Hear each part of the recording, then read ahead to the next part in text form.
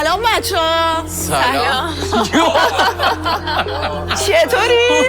یه جوری اومد تو. اولین بار بود که من از دیدن عسل اینجوری جا خورده بودم. خودتون کم میکنید، خودتون هضم میکنید، خودتون با هم اعتماد ندارید، دیوارا رو همه رو خراب کردین، شکوندین. من چیکارم واقعا؟ سروش شلدست اینجا هستی میزنه، یعنی قشنگ. با هم دیگه صحبت کنید. کمی بعد کنار اسب تروی میبینمتون. به والله من همون فردا میگفتی. من شوک شدم واقعا. و حالا درک کنی که من یا امیررضا یا روزا یا هر کسی که تو خزانه بوده چقدر شرایطی سخت‌تر از این داشته. دونه دونه بریم تمومش کنیم بره. دیروز با انتخابی که داشتین نسبت به من که من دروغگوی جمع بودم، به من کلید خزانه خورده. سحر داری بازی میکنی؟ چه بازی داری میکنی؟ همه چی برام سیاه شد. سیاه. احساس میکنم داره دروغ میگه، چون تهش یه خنده ریزی داشت. قبلش توضیح داد. استرس انداخت تو جون بچه‌ها. آره. اتفاقا به نظرم خیلی جالب شد. اینجای کار شاید بعدا متوجه بشم که کیا دارن قضاوتم میکنن. حالا یه چیز ازتون بپرسم، الان با این اوضاعی که پیش اومده، ببخشید کسی رأی بده بعد میگیرید روش؟ موضع اون شخص با آدما و موضع آدما نسبت به اون شخص برای هر شخصی متفاوته. اگر همچین اتفاقی واقعی باشه امشب، فردا بدون اینکه خزانه برم بهش رأی میدم.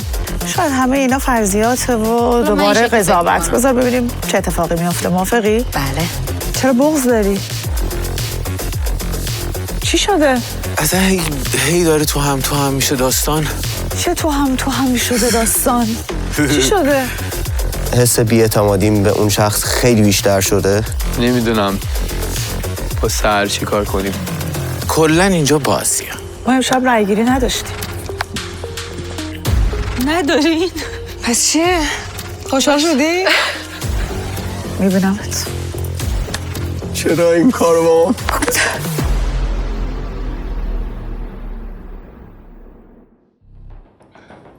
بذارید همه با هم جمع میشیم راجبه صحبت میکنیم. پس چرا من میرم اونجا به من میگن رأی گیری من نیست؟ میگم دارن بازی میکنن، یه پلن چیدن از قبل دیگه. میگم دارید میگید رأی میخرید. نمیگم میگید چرا نگفتی؟ مگه تا الان نگفتی که نباید میتونستی نگی؟ خب چرا اونجا گفتی دوباره؟ باز حرف من اینه، نگو یا نگو یا میگی این حرفا رو نمیگفتم. این میشد که میرفتین تو رأی گیری. دوباره همون زمانی که من حرف من آرومم.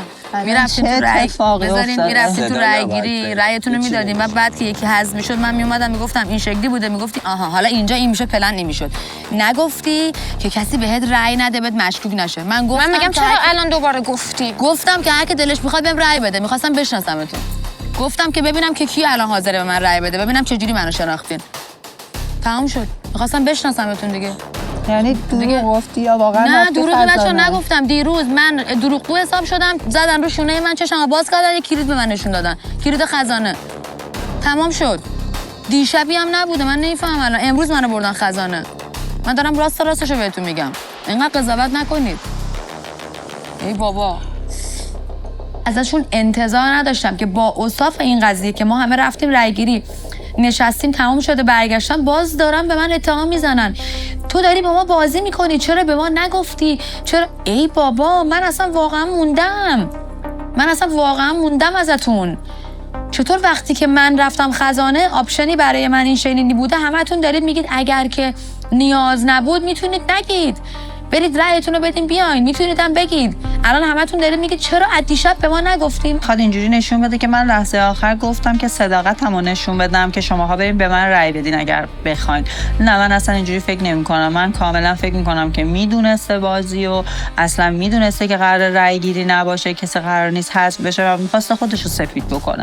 کاملا فکر می‌کنم سحر داره بازی میکنه، خوبم داره بازی میکنه. 2 روز پشت هم داره توپ میزنه، که به من میزنه، که به الناز میزنه، که به هومن میزنه. قشنگ داره بازی میکنه. اگه ادامه بده فکر میکنم منم دارم کم کم وارد این بازی میشم. اون روز گفتنم باعث شد که من احساس کنم من رأی خریدم دیگه. گفتم به سروش که رأی بخرم دیگه. امروز که دیگه رأی خریدنی نبود. خودم اومدم جلوی شما گفتم که قبلش بهتون بگم که هر کی دلش میخواد بره رأی نیست که تو رأی بخری یا نخری. میگم چون نگو، اگه رفتی خزانه نگو کلا. واسه چی دلم نمیاد نگم. چون میرفتی رأی نمیدادین، بعد اون وقت دوباره یه نفر ممکن بود حذف بشه. گفتم که اگر الان هر کلاً چرا به هست من میشه میگن دیگه. رأی؟ من حرفم اینه، چرا به من حالا میگن من رأی گیری نیست؟ روزا من چه میدونم من دیگه که من آفرین چه میدونم من همین خب مگه رأی گیری من باشه شدم منم برم نمی‌دونیم من همین حرف دوباره داری میگم میگم یه بازی این وسطه. خب من چه میدونم. یعنی واقعا موندم. امشب روی خیلی‌ها رو شناختم که چقدر راحت میتونن قضاوت کنن. به این فکر نکردن که ممکنه توی خزانه اصلا آفری باشه که من کسی رو سیو کرده باشم.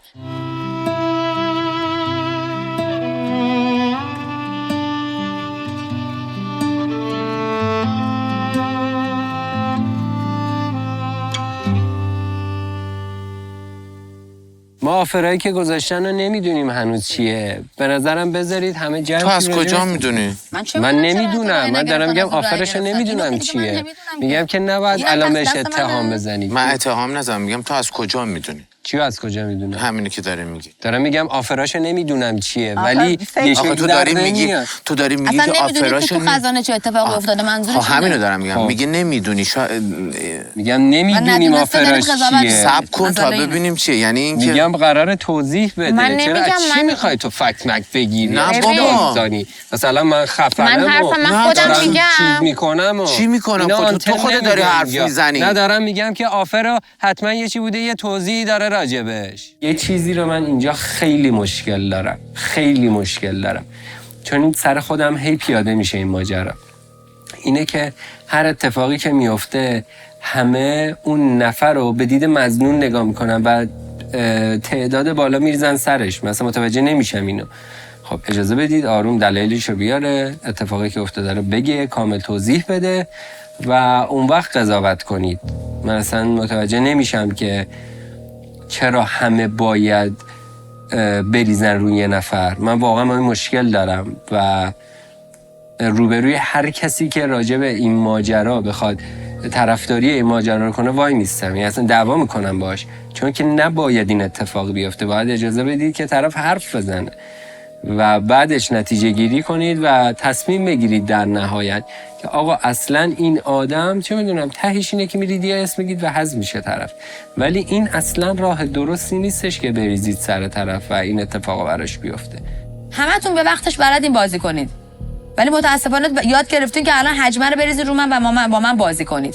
خب وقتی یکی هست بشه چه توضیحی داره؟ خب بذار هست شو بعد خب دیگه منم واسه همین گفتم که رأی بهم بدین اگه دوست دارین دیگه. هر کی فکر میکنه بهش ممکنه رأی بدم رأی بده. دیگه اینم کار داری بدیه. بریزی روی یکی. خب میگم وای کی من این کارو کردم؟ همین الان. بچه‌ها همه استرس داریم، آروم باشین. چون خوشحال نیستید رأی نگرفتی ازمون. خب بالاخره که حذف میشه. ولی اینجا نه یه چی رأی دیگه گیری نداریم میگم. مثلا امروز گفت. اینجا یه چی دیگه میگه من رفتم خزانه. من واقعا رفتم خزانه. من خب نمیدونم چرا رفتش میگه دیگه. دروغ خب میگه. من میگم ترپ انداختن دیگه. حالا کار ایشونو من بعدا به بررسی نظر می‌کنیم منم چی ترپ شد. آره بعدا دوباره من شدم آدم بده. الان اینکه سحر یکم چرا همش دوست دارید نیستی عزیز دلم نبودی. الان من- همشون دارم میگم اصلا چرا برام گفتی. مهم نیست الان چه اتفاقی افتاد. مهم اینه که رأی گیری نشده. آره بابا واقعا مهم همینه. اصلا الان برای من به شخصه نمیخوام دنبال مقصر اینا بگردم. بعدش میتونید هر چقدر دوست دارید در موردش حرف بزنید. ولی الان به نظرم مهم اینه که رأی گیری نشده. خوشحال باشید. چرا خوشحال نیستین؟ به خاطر اینکه منو اونجا باید میدیدی. خب من دیدمت. خب اونها من اصلا- همین من- خب اصلا خب هدف این بودش که ببینن اگر فکت رأی گیری باشه، اگر موضع بر رأی گیری باشه بریم چیکار میکنیم؟ اکت آدما چی؟ اصلا کسی میره رأی بده یا نه؟ من میخوام این خیلی وقتی به اون مهمه. حال میرسی دیگه بقیه چیزا منم حرفم مهمه همینه. مگه. میگم یه بازی بوده اصلا. منم همینو و دارم روزا داره میگه تو داری به من دروغ میگی، داری با من بازی من نمیگم می‌کنی. دروغ میگی. میگم چرا وقتی اولش میگی هر همه کی بودن میره دیگه. همه چی رو بگه، وقتی ما دخترها تو اتاق روی تخت با هم خوابیدیم میگیم هممون همه چی رو با هم توضیح بدیم، تو چرا اگه مگه اتفاق شما میفته الان نمیای نمیگید که حق بگی؟ انتخاب داری؟ چرا اون روز از من صدات با من نبر بالا سر، اصلا آروم صدام بالا صحبت نیست. دارم کن. میگم مگه شما اون روز نگفتین که هر کسی که میره خزانه میتونه نگه؟ نمیدونم واقعا باید چی بگم. ازش ناراحت شدم، اونم به من گفت من از تو ناراحتم، فقط دوست دارم من این اتفاق واسه من بیفته، سحر مقابل باشه، ببینم سحر خودش چه واکنشی نشون میده.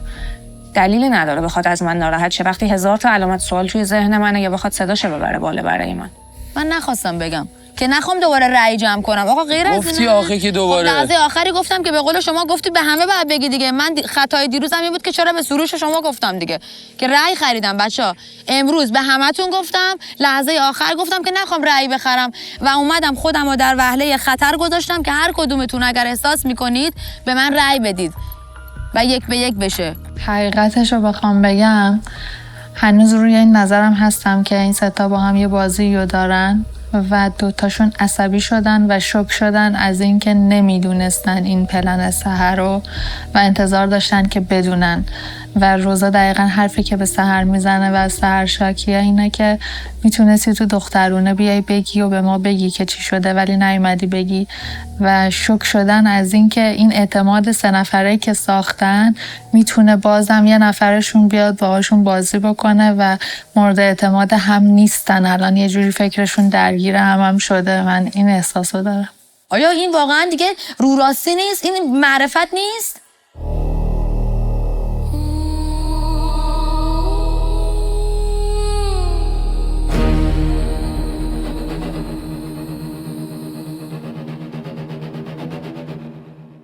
کار بدی کردم آیا؟ نه اوکی ولش کن بذار بیام. من این بخش از کاری که کردی رو توضیح دادم ولی الان اصلا نمیخوام. من دارم متوجه شدی من شما. انقدر اونجا تحت فشار بود مغزم اصلا از اینکه فکر کنم 2-3 ثانیه یه چیزی رو می‌خواستم یادم رفت این واقعا یادم. الان برای من به شخص احساس قلبی من مهم اینه که هیچ کی ناراض نشده. ولی این یک باز امتحانی بود. هیچ چیز قابل پیش بینی نیست. از کجا میدونی اصلا الان نیاد یکی رو حذف نکنه؟ میگه مثلا خود نمیدونیم. رای گیری میگه نداشتیم. نه رای گیری نداشتیم. ایشون شاید تو خزانگی هست که شاید هم پول اضافه کرده. عزیزم آره که نمیتونیم دیگه. من نگفتم میگم من که نمیگم ایشون. مثلا با سر کار ندارم. اصلا من رفتم خزانه میگم ما که نمیدونیم. منم از اولش گفتم هیچی نگین صبر کنید. آره دیگه میگم صبر کنیم بیا توضیح بده. الان میدونم که سحر داره بازی میکنه. با یکی 2 نفرم میدونم که داره بازی میکنه ولی یه سریا هنوز برام یعنی مطمئن نیستم که دارن دو جانبه میزنن چون هر دو طرف رو دارن. یعنی یه کوچولو این ور یه کوچولو این ور دارن میزنن. هنوز مطمئن نیستم که به یه سریا شک دارم و الان دارم بررسی نگاه میکنم رفتاراشون رو زیر نظر میگیرم ببینم که تیمی چیدن یا نه چه جوری دارن بازی میکنن. چون منم کم کم میخوام بازی رو شروع بکنم چون احساس میکنم که وارد یه بازی شدم و فقط یه مهرم بقیه دارن با هم بازی میکنن هر جوری که دوست دارن و احساس میکنم که از اینجا به بعد باید بازی رو شروع بکنم. آره ببینید همین اینا دارن ما بازی میکنن قشنگ خیلی هم باحال دارن بازی میکنن. من فقط لحظه ای که داشتم میرفتم بهم گفت برو برگشتم گفتم که گفت رای گیری امشب اصلا نداشتیم که من خوشحال شدم گفتم ان شاء الله خدا بهتون من داشتم میمردم یعنی کم دو بیفتم زمین. خواستم یه چیز دیگه بگم برسین گفتم پارا برسین. تو داری میگی دیشب مگه من خزانه رفتم که بیام به شما بگم؟ من امروز رفتم خزانه. مگه نمیگی دیشب اونجا بهت کلیدو دادم؟ بابا که خزانه که نرفتم بچه‌ها. مگه میدونستم کلید چه خزانه است بیفته؟ دیگه هممون میدونیم کلید خزانه چه شکلی. دیشب اصلا من نمیگم تو رفتی دیشب همون لحظه که شما گفتین دروغی به من چشم منو باز کردن گفتن کلید خزانه نشونم دادم. تو که از دیروز به تو این کلیدو دادن داری میگی که چشم‌بند منو برداشته بودن کلیدو به هم نشون دادن. مگه روزا رفیقت نیست؟ این بار چندم میشه که تو داری به روزا خیانت میکنی؟ یه ندایی به روزا میدادی. پس تو یه چیزی تو کفشت هست. حتما نمیتونستم بگم دیگه که نگفتم دیگه. اینو بگو نمیتونستم مهم اینه که احترام نمیذاریم به این که مثلا الان میگم که ما رو گیج داری میکنی. خودت هم جای هر کسی از اینا بودی. الان یه چیز خودت بیشتر از همه اینجا حرف میزدی قاطی میکردی سحر. والا رویش هر کدومتون رفت خزانه هیچ وقت قضاوتتون نکردم. صحبت ما این بود که ما توی اسب تروی به کسی رأی ندیم و در خزانه هر اتفاقی که افتاد بهش احترام بذاریم. ولی هیچ کس تو این دوباری که من رفتم خزانه به من احترام نذاشت. سحر زمانی که گفت چشماتون رو باز کنیم ما همه با هم دیگه چشممون رو باز کردیم. بچه قبل از اینکه چشمای شما رو باز کنه یک بار دیگه زد روشون من و چشم منو باز کردم. اونجا بهت کلید دادن؟ کلیدو نشونم داد چشمو بست دوباره. و بازی که من دیشب کردم الان دلیلش الان به الناز گفتم. توپی که برای الناز برداشتم چون من متوجه اون بازی دیروز چون میدونستم که قطعاً باید دیگه خزانه دیگه باشه اگه یه مقدار از هوشتون استفاده می‌کردین نگفتم تا الان بگم دیگه. این بود که دلیل کار من این بود که میدونستم قطعاً بازنده که این بازی میره تو خزانه. به همین دلیل النازو برداشتم که النازو که مورد اعتماده بره تو خزانه. این بار دوم تو داری این کارو میکنی. بار اولش این که اون شب چند دقیقه قبل از اینکه بریم پیش اسب تروی تو گفتی که من رفتم تو خزانه و یه رأی دادم که ساحل رو بیرون کردی. یه بارش هم امشب که دقیقاً تا قبل از اینکه بریم پیش اسب تروی تو گفتی که 1 دقیقه مونده بود. خودتو توجیه کردی، گفتی که من رفتم خزانه و دیگه توضیح ندادی که هم موقع بلند شدی رفتی ما ندیدیم. حالا که نشستی داری کار خودتو توجیه میکنی، داری بازم توجیه میکنی. چرا شما فکر نکردین؟ چرا به هوشتون فکر نکردین؟ آقا و این کارو کردم که اگر بقیه‌تون یه ذره فکر کنید به این، ببینید توپ الناز یه دونش کم شده، 2 تا دیگه کم کنید که اون 1 نفره بره خزانه. من واقعا این فکر کردم. این توضیحی که داری میدی اصلا قانع کننده نیست. تو مگه میدونستی ته این بازی به خزانه رفتن؟ من همچی فکر کردم. خب چرا به درستم فکر کردم. پس. آره باهوشم، درستم فکر کردم. حالا نمیدونم. من اصلا فقط داشتم رو به رو نگاه میکردم، اصلا دوست نداشتم حرف بزنم چون خیلی حالم به هم ریخته بود. و سحر اون لحظه میگه که من توپ تو رو برداشتم چون تو قابل اعتماد بودی، بقیه هم توپ تو رو بردارن که تو بری خزانه. من اونجا صدام در اومد، گفتم که تو انقدر باهوشی که میدونستی بعد از این بازی خزانه است. چجوری فکر نکردی که این بازی میتونه اگه توپتو برداشتی میتونستی تو حذف بشی، نه اینکه بعدش خزانه انتخاب بشی. و باز یه بهونه دیگه روی اون 2 تا بهونه دیشبش آورد و این موضوع برای من هنوز حل نشده که چرا توپ منو برداشت. اصلا حرفاش با هم نمیخونه. 10 تا دلیل آورد واسه الناز. یه بار گفت تو قابل اعتماد تری، دوباره اومد گفتش که من این کارو کردم چون میدونستم قراره برم خزانه، گفتم توپای الناز رو بردارم که بقیه هم توپای الناز رو بردارن که الناز بره خزانه. دروغ و کم حافظ است، یه کارایی میکنه، یه حرفایی میزنه که الان همه بچه‌ها بهش بی‌اعتمادن. همتون بی‌معرفتید، همتون بی‌معرفتید. به وقتش همتون خوب بلدین بازی کنید. منطق من این بود. از دیشب تا الان 3-4 بار 1000 بهونه مختلف آورد. همین بابا خبری نبود امشب. بیا اونجا خبری اصلا نبود. جالب بود. اصلا به من گفت رای گیری نیست. چرا اینجوری؟ چرا استرس داری؟ اصلا رای گیری نیست امشب. می‌خواستم باهات حرف بزنم. من خوشحالم از این که همین اتفاق افتاده. خوشحالم بقیه مسائل رو میتونیم بعد بشینیم در موردش حرف بزنیم. ببین سرس پشت سرم همینجور به سروش فشار آوردن. باورم نمیشه واقعا. باور نیاز اونا میدونن چی کار بکنن که دیگه توی پاد گیر باشه. پس حالا دیگه مسعود لطفا اینه که شما نباید بازیشون رو بخورید. صحبت نکنیم، اصلا دفاع هم نکن. من دفاع دارم نمیکنم. نگو لطفا. اصلا فکر نکن که من دارم دفاع میکنم. هیچ چیزی نگو. خیلی خیلی حالم بده، در حدی که اصلا نمیخوام با کسی صحبت بکنم، اصلا نمیخوام حرفا و توجیه‌های کسی رو بشنوم، دلداری داده بشم. فقط میخوام تو سکوت باشم، فقط میخوام تو خودم باشم. و به احتمال خیلی خیلی زیاد با توجه به صحبتایی که حالا شنیدم میون بچه‌ها رد و بدل شد یا صحبتای خیلی کوتاهی که با بچه‌ها داشتم، حدسم درسته. یعنی این حجم‌ها قراره نسبت به سحر بیشتر بشه و رفتارش بیشتر رفته زیر سوال. اصلا مهم نیستش که رأی‌گیری انجام شده یا نشده یا این یه بازی بوده یا دروغ بوده یا هر چیز دیگه. رفتاری که ما داریم توی جمع نسبت به بقیه نشون میدیم برای هر کدومون ارزش داره و من فکر می‌کنم سحر این موضوع رو همچنان متوجه نشده. فکر می‌کنم وسواسش نسبت به اینکه ترس و وسواسش نسبت به اینکه قرار حذف بشه داره خیلی مسیرش رو سخت‌تر میکنه، داره خیلی کار رو برای خودش سخت‌تر میکنه و من واقعا عصبی و ناراحتم ازش. امیررضا خب خیلی ناراحت شد. من حق بهش میدم چون خود منم به شخص خیلی ناراحت شدم. احساس میکنم که واقعا توی بازی مافیا قرار گرفتم و منم اونجایی که تا حالا مافیا بازی نکرده بودم اصلا گیج شدم. نمیدونم که چی باید بگم. یا خود ناراحتی امیررضا از چیه، ناراحتی مسعود از چیه، ناراحتی من از چیه. هنوز دلیل اینو نمیدونم. اگه بفهمم این دختر خزانه رفته یا نرفته، اگه آفری جلوش بوده یا نبوده، راحت‌تر میتونم تصمیم بگیرم یا بخوام قضاوت کنم. و قشنگیش اینه که حداقل بعد از اسب تروی برگشتیم به هممون توضیح بده، هممون رو روشن کنه، به جای اینکه بخواد ناراحت بشه و گوشه‌گیرش بگه من ناراحتم دارین قضاوت میکنین. خب دختر خب توضیح بده.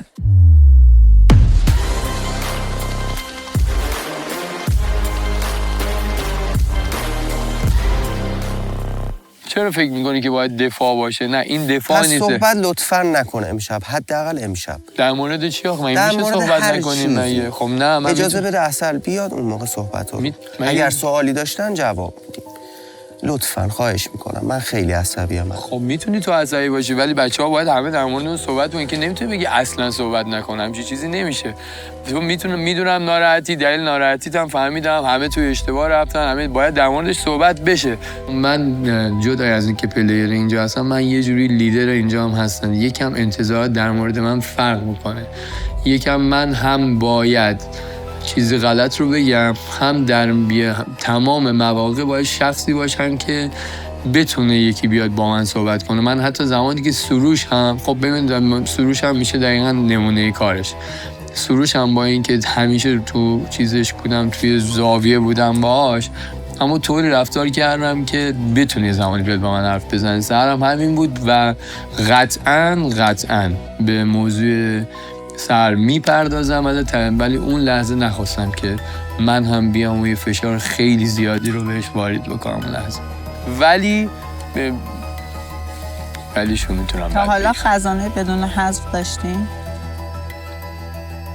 آخه شاید مثلا مثل یه آفر دیگه گذاشته باشن که از خزانه کم بشه، کسی حذف نشه. ممکنه که اینو انتخاب کرده باشه. ممکنه ما اصلا با خزانه رفتن نرفتنش کاری نداریم. میگن تا حالا نداشتیم. آره. تا حالا نداشتیم. چرا؟ برای روزا باشه و اگه این باشه من مطمئنم اینو ولی یه انتخاب پول زیادی میکنه. باید کم میشد. اصلا نمیدونم واقعا برای چون، ولی تو این برنامه اومده چرا بازی کنی؟ بازی اسم این برنامه مارشوه.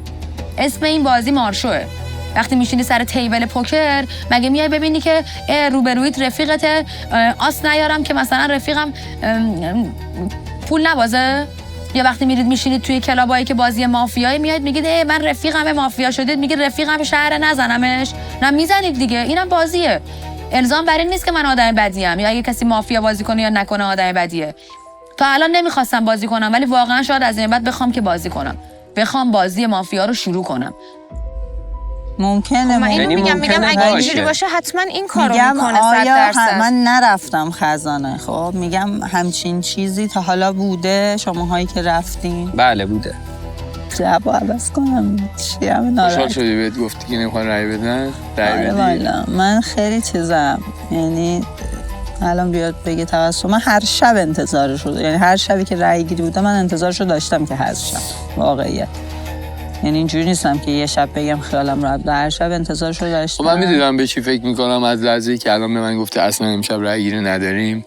من فکر میکنم که خروجی اینجا چی میتونه باشه. خب حتی اگرم یک نفری اومده باشه رأی مثلا از ترسم بخواد رأی داده باشه، ما که کسی که نمیبینه که بخواد موضعشو در قبال کسی دیگه بدونه. خب مگه اینکه تنها خروجیش برای اینا این باشه که بدونن اگر پاش افتاده باشه کی رأی میده. آخه نپرسید اصلا قراره به کی رأی میدی، هیچی نگفت. نه موضع تو میاد سوال میکنه، میگه تو حس چیه، چی میکنی؟ یکی بیاد میگه من امشب میخوام رأی بدم، بعد میگه رأی گیری نده. منم تا آخرین لحظه حرف نزدم، دیگه چیزی نگفتم، گفت خداحافظ رأی گیری هم نداریم امشب. ولی من میگم احتمال 90% حذفی داریم. 99 میشه، 99% نه بذار حتی اگه اینطوری پیش بیاد. آره منم همینو میگم، نگین چیزی نگین، بذار پیش بیاد. هر کاری که کرده، حالا یا پولی از خزانه کم شده، یا کسی که رفته رو برگردونده، یا کسی داره اضاف میشه به این داستان، اینا رو فردا مشخص میشه وقتی که حالش خوب بشه با هم دیگه صحبت کنیم. حتی اگه اینا اصلا قضاوت نکنیم، بذاریم پیش میاد اون موقع. اصلا خوردی نبره خودمون درست کنی نبره. قانون بازی رو واقعا نمیدونم از این بعد قراره چجوری بازی کنم، چون هر کاری که میکنم بازم انگشت اتهام روی منه. دارم شهر بازی میکنم، همتون داریم مافیا بازی میکنیم. واقعا نمیدونم از این بعد قراره چجوری بازی کنم. سلام، ببخشید ما نشستیم عسل. راحت.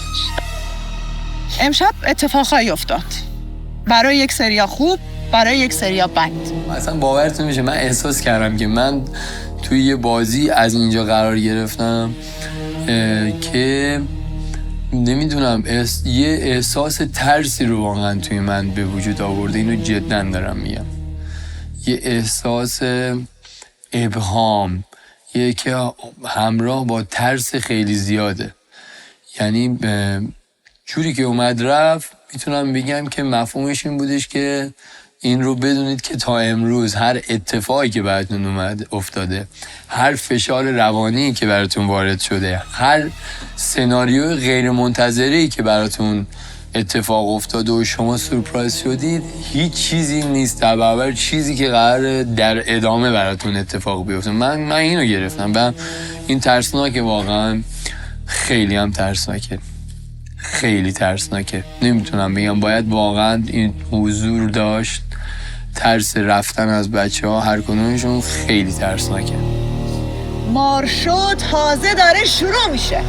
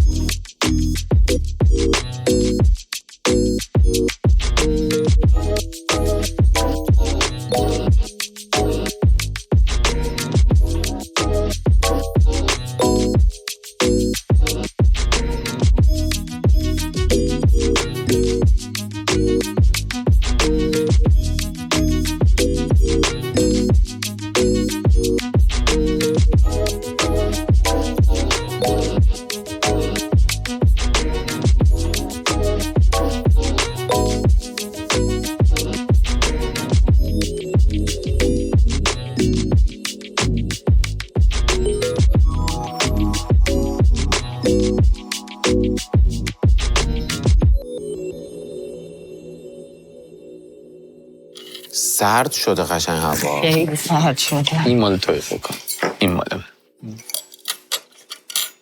بچه دیشب همه خوب خوابیدین؟ با آرامش اعصاب خوابیدین؟ خودت با آرامش خوابیدی با اون اتفاقا؟ من والا چاره نداشتم چون خیلی خسته بودم. ولی من که خب خیلی بهم فشار اومد، یعنی فشار روانی زیادی بهم اومد. و گفت فشار اصلی تو راهه.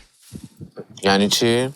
خانم اصل گفت اینی که شما احساس کردید که فشاره، اون فشار نیست. مارشو تازه شروع شد. خیلی تازه شروع شد. بچه بارون داره میاد. اوه آره، امروز بهترین هوای اینجا در طول ولی اوکی هواش قشنگه ولی الان سرده. آره.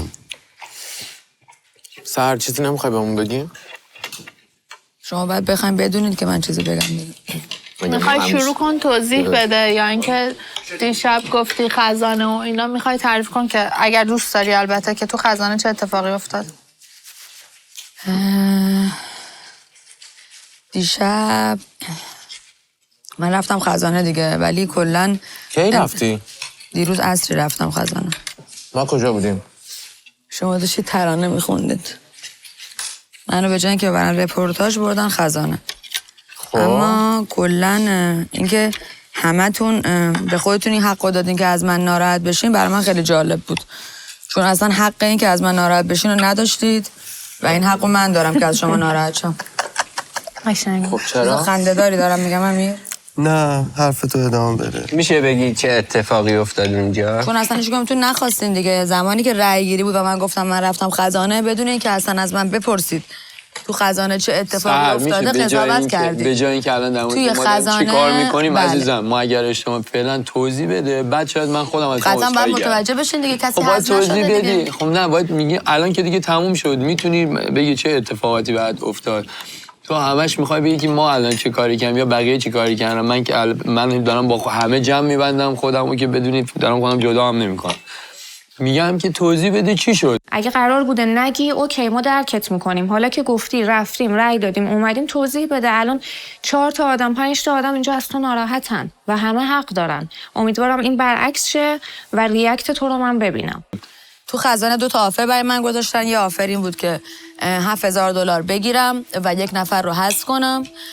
آفر بعدی این بود که $6,000 اضافه کنم به خزانه و 2 نفر به بازی اضافه بشن که اون 2 نفر ممکنه که آدمای جدیدی باشن و اون 2 نفر ممکنه هم از کسایی باشن که از این بازی حذف شدن. و خب قطعا برای من خیلی قشنگ‌تر بود که حداقل اگر هم شانسی هست برای اون 2 نفری که از بازی حذف شدن بتونن برگردن به بازی. و من آفر دوم رو انتخاب کردم و خب قطعا دیشب کسی از بازی حذف نشد. من الان یه چیزی شنیدم و از بچه‌ها، اونم اینه که یکی از آفرها این بوده که 2 نفر از بازیکن‌های قبلی دوباره اضافه شن به ما، به جز یکیشون امیرحسین. اگر کس دیگه اضافه شه به این بازی، من اون روی بیزاتم رو نشون میدم و همه میفهمن که اون روی بیزات من چه شکلیه. و اگر همچین پلنی برای ما ریخته باشن، اینجا رو به آتیش میکشم، بعد میرم و واقعا جنگ اصلی تو راهه. زمانی که حالا اثر جون اومد گفت رأی گیریه، بار قبلی که خب قضاوت کردین که حالا من اومدم گفتم که خزانه بودم و این اتفاق افتاده و گفتید که خب چرا گفتی به 2 نفر، تو اومدی اینو گفتی که رأی بخری. گفتم اوکی، با اینکه اشتباه فکر کردیم، گفتم حق بهتون دادم، گفتم حرفتون منطقیه، اصلا این بحث توش نیست. ولی برای بار دوم ترجیح دادم که بهتون بگم خزانه است. اگر بهتون تا قبلش نگفتم به خاطر اینکه اجازه گفتنش رو نداشتم و زمانی که روی میز شام بودیم من میتونستم این حرف رو بزنم. از قبل بهت گفت نه؟ بله. این خیلی فرق میکنه. از قبل بهت گفته بودن تو میتونی روی میز شام بگی، یا نه در روی میز شام یکم قبلش بهت گفتن؟ زمانی که خزانه بودم ازشون پرسیدم که من میتونم به بچه‌ها، اصلا انقدر من خوشحال بودم و ذوق زده بودم، اصلا با هیجان گفتم خب ایول، من الان میام به بچه‌ها اینو میگم، تعریف میکنم، کلی بچه‌ها خوشحال میشن از این اتفاق. قطعا بالاخره همه ما قرارمون این بود که کسی تو خزانه اگر آفری داشته باشه که بتونه کسی رو نگه داره و حذف نکنه، قطعا اینو انتخاب کنه. درست. چیزی غیر از این نبوده و من خب کلی خوشحال بودم که این قضیه رو بخوام بهتون بگم و بهشون گفتم من میتونم بگم یا نگم و به من گفتن یا نگفتنش دست خودته، میتونی بگی میتونی نگی، اما زمانش مهمه. زمانش رو باید روی میز شام به بچه‌ها بگی. حالا اگر که نمیدونم چیزی براتون مبهمه، بعدن که برنامه رو الان هر کسی که با گفته‌های ایشون الان مشکل داره میتونه ازش سوال بپرسه. امیر من فکر می‌کنم تو خیلی دوست داشتی صحبت یه چیز دیگه هم بگم بعد چیز کنم. من خیلی از دیشب فکر کردم به این قضیه که چون یه سریاتون میگید که کسی که میره تو خزانه باید بهش احترام گذاشته بشه، میتونه نگه، حق داره که نگه، میتونه هم بگه. یه سریاتون میگید کسی که میره تو خزانه باید بگه، یه سریاتون میگید کسی که میره تو خزانه نباید بگه. اما انتخاب من نوعی اینه که من اگر میرم تو خزانه بگم. انقدی هم شهامتشو داشتم که بار قبل اگر که تو خزانه آفری داشتم که باید کسی رو حذف کنم، اومدم گفتم باید کسی رو حذف کنم که شدم آدم بده، شدم کسی که رأی دارم میخرم. این بار هم طبق صحبت‌های شما که سری قبل گفتید نباید، اگر میخوای بگی یا باید به همه بگی یا نباید بگی یا اصلا نباید به یه سری افراد بگی، ترجیح دادم به هیچ کدومتون نگم و زمان میز شام که همتون جمعید بتونم به همتون بگم. آیا من کار اشتباهی کردم که بهتون گفتم؟ شما از زمانی که تنها خزانه بری میتونی خودت تصمیم بگیری. از سری قبل چون با روزا رفته بودی مشکلی بودش که خب من الان تنها رفتم خزانه دیگه. به یه سریا گفته بودی، به یه سریا نگفته. من دارم میگم دیگه، میگم اصلا اون منطقیه، ولی رفتار دیشبتون اصلا برای من منطقی نیست. و زمانی که اصل اومد گفت رأی گیریه، اصلا کلا به هیچ کدوم از این داستانا توجه نمی‌کنید. چرا این حرفا رو همون موقع که از اونجا رأی گیری اومد اونجا زد، چرا هیچکی نخواست ازت؟ چرا این حرفا رو اونجا نزدی؟ من اونجا نشسته بودم، روزا همتون دارم بهت میگم چه اتفاقی افتاده، میگی روزا از تو ناراحت باش، من از تو ناراحتم. قبل از اینکه اصلا شما قبل از اینکه از من بپرسید اومدین اونجا به من حمله کردین، همتون یکی یکی اومدید. چرا حمله داریم ازت میپرسیم؟ اصلا از من نپرسیدین، سونی شاهده. همونطور که گفتم حدسم درست بود، یعنی اینکه اون انتخابی که داشته توی خزانه این بوده که حالا یا کسی چون کسی رو حذف نکرده کسی اضافه بشه و هی داره حرف خودشو دوباره توجیه میکنه. البته که از نظر اون این توجیه درسته، ولی خب بچه‌ها ایرادایی دارن ازش میگیرن دیگه. ما اینجا هستیم که اون ایرادا رو از هم دیگه بگیریم و اون شناخت رو به هم دیگه پیدا بکنیم. اومدید اونجا نشستی، اومدم حرف بزنم، گفتم روزا چته؟ گفتی تو حرف نزن. تو اولا که تنها کسی که تو اینجا رفتی پشتت بود من بودم. به همه بچه‌ها گفتم به خاطر اینکه داشت صحبت میکرد آخرش خندید، من فکر کنم این بازیه داره انجام میده، حتی خزانه هم نرفته. پس تو به عنوان رفیق ما موظفی وقتی ما میایم اونجا ازت ناراحتیم خودت توضیح بدی، نه اینکه بگی ازتون ناراحتم. توضیح بده، روشن کن، کسی ناراحت نشه که همیشه همتون طلبکارید. خیلی جالبه واقعا، به جای اینکه تشکر کنید که من چه کاری انجام دادم. چرا همش میگه همتون تشکر می‌کنیم که خیانت شده بهمون دروغ گفته شده، از پشت خنجر زده شده، پنهونکاری شده. من بابت تمام اینا ازت تشکر می‌کنم. من به شما خنجر زدم؟ خنجر به شما زدم؟ پنهونکاری یعنی چی؟ میشه این حرفا بزنی؟ پنهونکاری یعنی چی؟ شما داری میگی نباید میگفتی. اختیاره نه. من الان گفتم به شما میگید پنهونکاریه، نگم که باز همون حرفا داری میزنی. حرفش خیلی غیر خنجر زدن منطقیه. تو چرا چی سوال بازش؟ یعنی چی پنهونکاری؟ آقا من میخوام بدونم. پنهونکاری یعنی چی؟ من به عنوان یه عضوی از تیم اینجا اصلا از تو میخوام توضیح از پشت خنجر زدن یعنی چی؟ پنهونکاری یعنی چی بگو. الان؟ پنهونکاری آقا من کلا دارم صحبت میکنم. اگه از روز قبل داری میگی یا دیروز داری میگی؟ نه من کلا دارم صحبت میکنم. وقتی یک نفر میاد یه ریاکشن نشون میده، مثلا فکر کن دیشبم بهت گفتم من میام تو کلاهبرداری میکنم، بعد مثلا تو من انتظار دارم که به جای اینکه تو بیای من بیام با قاطی کردم، من از تو کلاهبرداری میکنم. خودتونم نمیدونی چی میخواد. باشه من کلاهبرداری از تو کردم، من کسی هم که باید بیام به تو توضیح بدم، حالا عذرخواهی هر چیزی که هستش، ولی تو از من این انتظار رو داری. میدونی چی دارم بهت میگم؟ در اصل نمیدونم چجوری توضیح بدم الان واقعا. من حرفتو متوجهم. من در مورد گزینه پریروز 100 از ایشون منتقدم، حتی اگر حرف من قبول نکنه فکر کنه پریدن. در مورد مسئله دیروز دوست داشتم حرفاشو بشنوم ولی حرف نزده بود. همیشه تو کارهای سر یه باگ ریزی وجود داره که من میدونم که دوست نداره اون کارو بکنه ولی اتفاق میفته.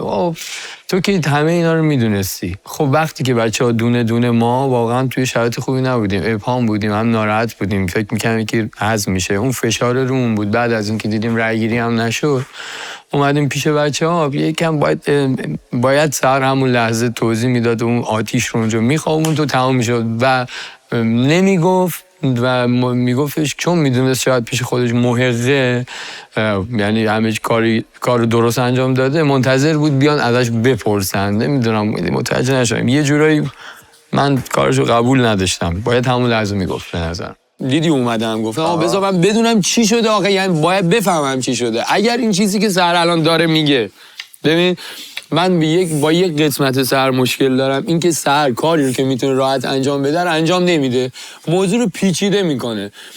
وقتی که شما اومدید این مسئله درسته. اگر تمام صحبتایی که الان اومدی اینجا کردی عملا میگم بچه‌ها یه لحظه اول قبل از اینکه چیزی بگی، تو اول قبل از اینکه خودتو بخوای مبرا کنی میخوای اول از اون ابهامی که در دیگران هستش استفاده کنی، اونا رو محکوم کنی. معلومه من خیلی ناراحتم. خب اشتباه داری میکنی. خب گوش کن. گوش کن دیگه عزیزم. اصلا از من نخواستی گوش کن. من تنها کسی بودم که اتفاقا تو رو قضاوت نکردم، دوست دارم حرفتو بشنوم، ولی میخوام یه چیزی رو بهت بگم. شما این ابهام طرف مقابل رو می‌بینیم، خب مثلا نمیدونیم ما چه اتفاقی برات افتاده، ولی به جای اینکه به من توضیح بده، به من نوعی منی که خودم اومدم اونجا دیدم بچه‌ها همه دارن، گفتم خب چی شده، برمیگردی فقط با همه دعوا میکنی، شما منو محکوم میکنی. من واقعا متاسفم، من هر کار خوبی میکنم شما نمیبینید، مگه میشه همین چیزی؟ خب همونجا میگفتی بچه‌ها من رو اجازه ندادم بگم و به من گفتن سر شام بگو، منم اومدم این رو گفتم. خب وقتی اینو نمیگی دوست داری که همه بیان بهت هیت بدن، بعد تو با اون طرف بد باشی.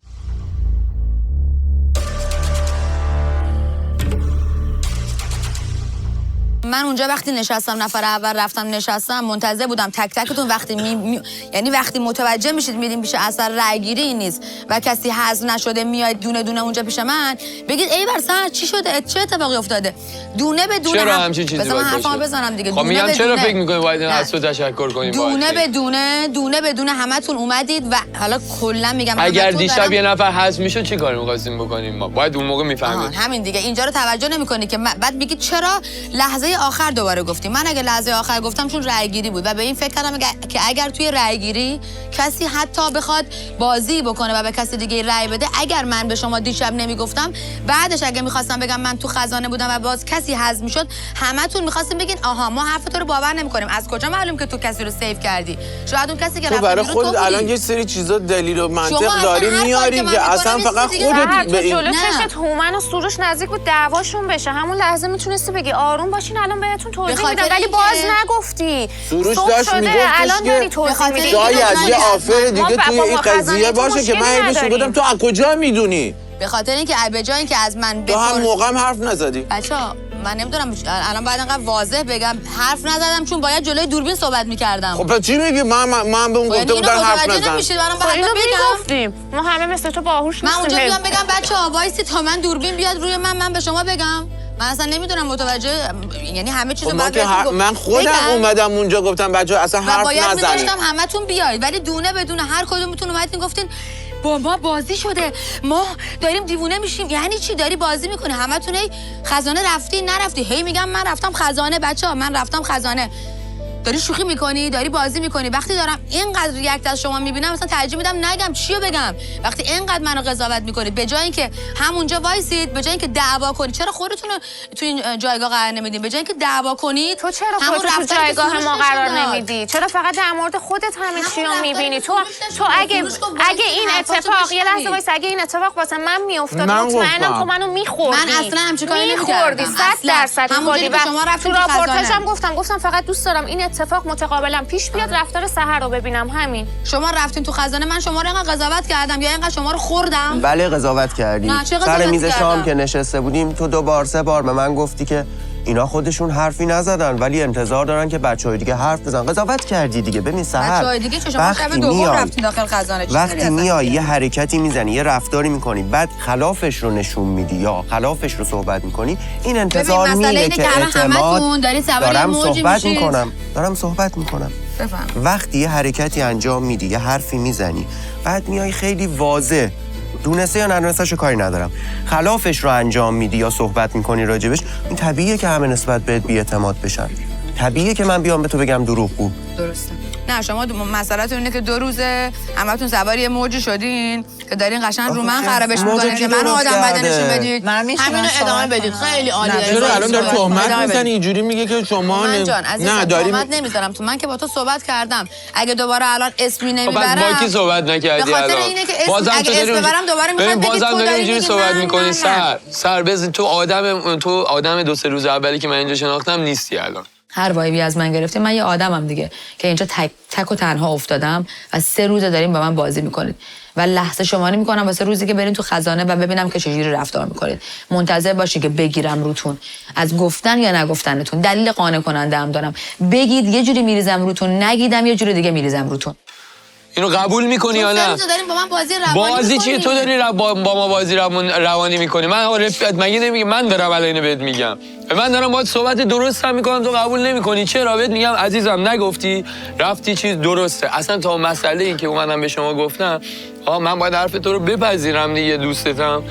میگی رفتم به من گفتن نباید چیزی بگی، اوکی. اومدم اینجا به من گفتن سر شام باید بگی، اوکی. بعدم دمت گرم، انتخاب خیلی خوبی برای گروه کردی، این که کسی رو نذاشتی از بشه 2 نفر بیان اضافه بشن. دمت گرم.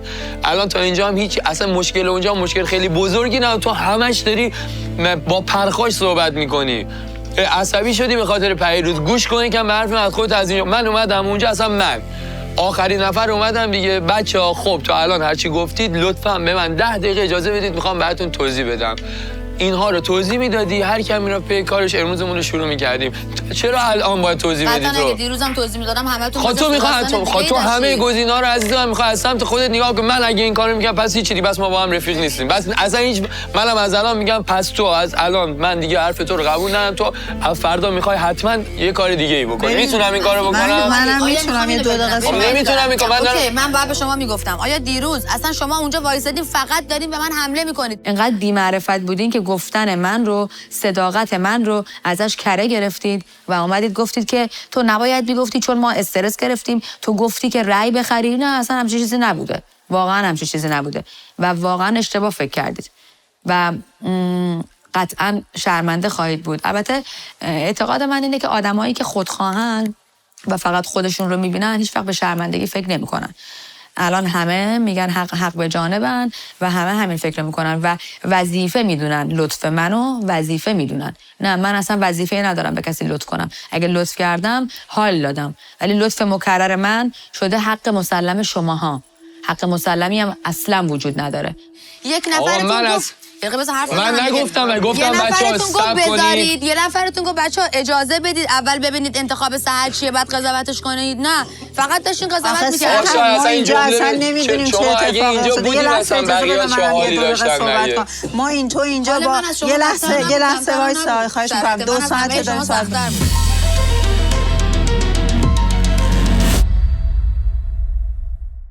اینجا با پوزخند گفت برگشتی گفتی که من رفتم خزانه، بعد پاشدی رفتی، بعد ما رو گذاشتی توی یه حالی که ما اصلا نمیدونستیم چه اتفاقی داره میفته. اونجا هم باز رفتیم اومدی قیافه گرفتی داری چیز میگی و من معذرت میخوام که اینو دارم بهت میگم، ولی من به خاطر بازیایی که پشتم اتفاق افتاد، نمیدونم قضیه توپ بود، قضیه بحثمون بود، نمیدونم قضیه فلان بود، من دیگه نتونستم به صداقت تو اعتماد بکنم و ببینم تو داری حرفی که داری میزنی درسته یا نه. من گفتم ممکنه اصلا تو میدونستی رای گیری وجود نداره. اشتباه من این بود که اصلا از اول اومدم به شما گفتم اگه دوبارشو به شما نمیگفتم اینجوری با من رفتار نمیکردین، از پشت باهاتون بازی میکردم. من رو با شما بازی کردم که لحظه آخر خود واقعیتون رو نشون بدید که خوبم شد که همتون خود واقعیتون رو نشون دادین.